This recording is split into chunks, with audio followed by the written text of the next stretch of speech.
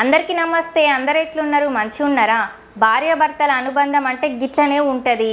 ఏదేమైనా మళ్ళీ ఒక్కటి అవ్వాల్సిందే అని ఇదేంది వాళ్ళ అక్క గిట్ల చెప్తాంది అనుకుంటున్నారా?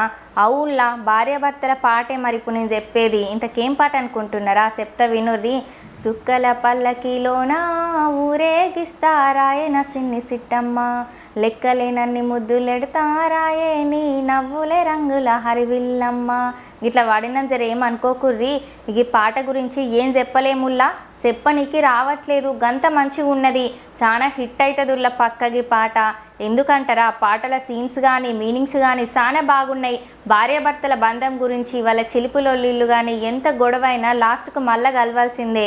ఎందుకంటే నిజమైన ప్రేమ ఉన్నోళ్ళు సచ్చినా ఒకరినొకరు విడిచి ఉండలేరు కాబట్టి.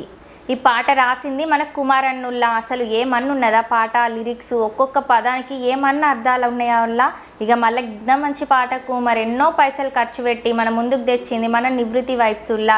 గట్లనే ఈ పాట సూపర్. అంటే ఇక ఈ పాటకు తగ్గట్టుగా ఏమాత్రం తగ్గకుండా మ్యూజిక్ కిరణ్ అన్న చేసిండోళ్ళ, మన ఆదమ్స్ అన్నుల్లా.